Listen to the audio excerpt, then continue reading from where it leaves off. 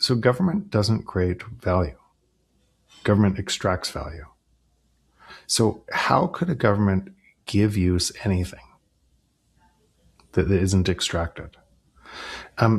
So, and why you see a rise of bigger and bigger government, if you look at the size of the government when the US was founded, or in 1900, versus what it is today, and how much, and if you include the entire financial operating system of how everything works with money, and you see how much is extracted, it'll start to take your breath away.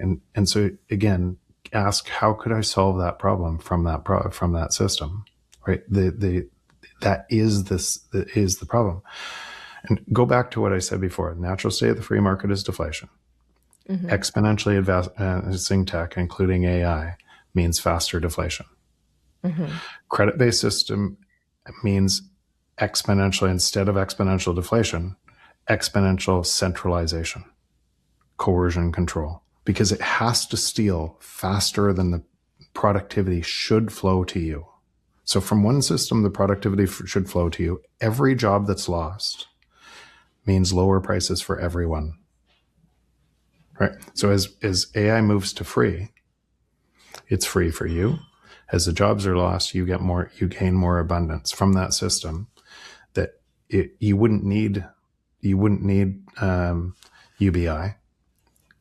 because prices would keep falling at that rate.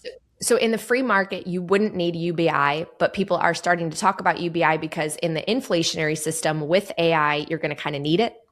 So in the inflationary system, then all of the problems created for people, right, because not of allowing the free market to work, requires UBI to give them a tiny little piece of the stuff you've stolen from them.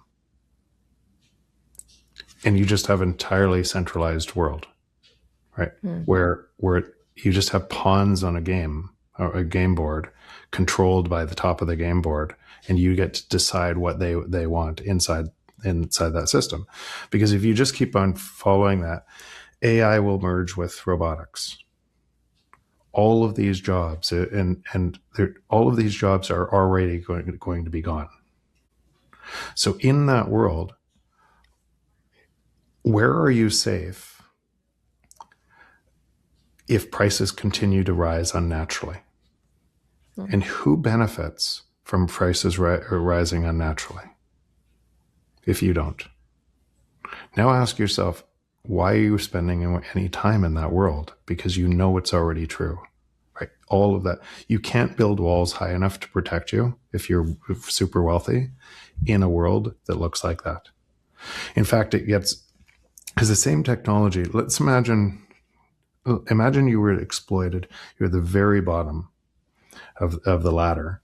And that same technology allowed you to go into CRISPR, AI, create genetic warfare, or create diseases, and you wanted to burn the world down, you would do that because you were so mad, and the technology would be ubiquitous, you'd be able to. And so what would the control system do?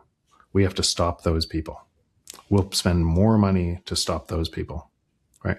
More risk, more fear. It would be telling everybody, we have to spend more to concentrate more to control that from happening, versus the opposite system, where you just gain abundance from the natural state of the free market working for you because it has to. So even if you didn't work in that system, prices would get lower and lower. You would gain more and more value forever in that system as the entire world worked to compete for you.